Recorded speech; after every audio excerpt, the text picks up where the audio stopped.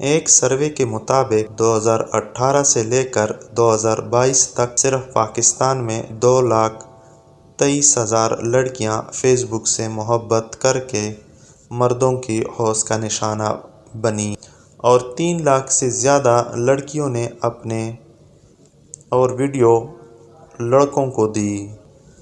3,000 لڑکیاں ایسی ہیں جو محبت کے نام پہ ملنے گئی اور لڑکوں نے اللہ کی قسم، ماں کی قسم، ڈیلیٹ کر دوں گا کا ڈرامہ کر کے پورن ویڈیو بنائیں اور بعد میں ان کو اس ویڈیو کے ذریعے بلیک میل کیا۔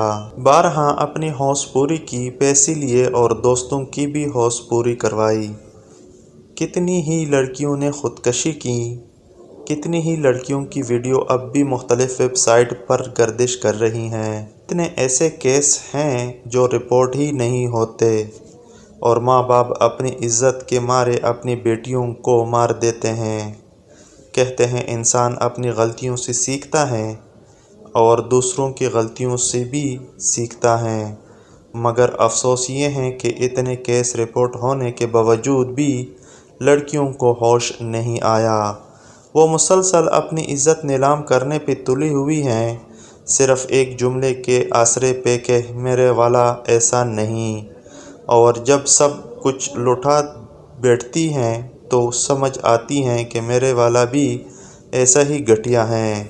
سوچنے کی بات یہ ہے کہ اگر میرے اولاد یا تیرے اولاد اتنا ہی اچھا ہوتا تو میرا رب نامحرم رشتے حلال قرار دیتے۔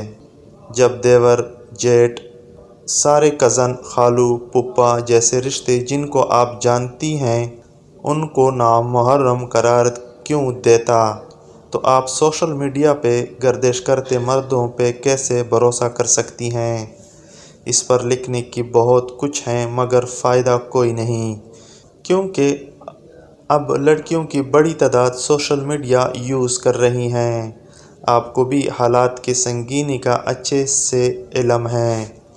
اگر آپ کسی کو اچھا سمجھ کے دوستی یا محبت کر رہی ہیں تو یہ آپ کی ذمہ داری ہے، اور مرد کی نفسیاتی خواہش کا اندازہ اس بات سے لگایا جا سکتا ہے کہ اس کو 4 شادیوں تک کی بیک وقت اجازت ہے۔ مرد کے مقابلے میں عورت کی ذمہ داری زیادہ ہے کہ وہ اپنے آپ کو بچا کے رکھیں۔ تو یاد رکھیے، چاہے سوشل میڈیا ہو یا اصل زندگی، آپ سب ہی محفوظ ہیں جب تک کہ آپ کے لہجے میں کسی نامحرم کے لیے کوئی نرمی نہ ہو۔ اپنے آپ پر احسان کرو، اپنا آپ بچا لو، کیونکہ آپ کے والدین کسی شرمندگی کو برداشت نہیں کر سکتے۔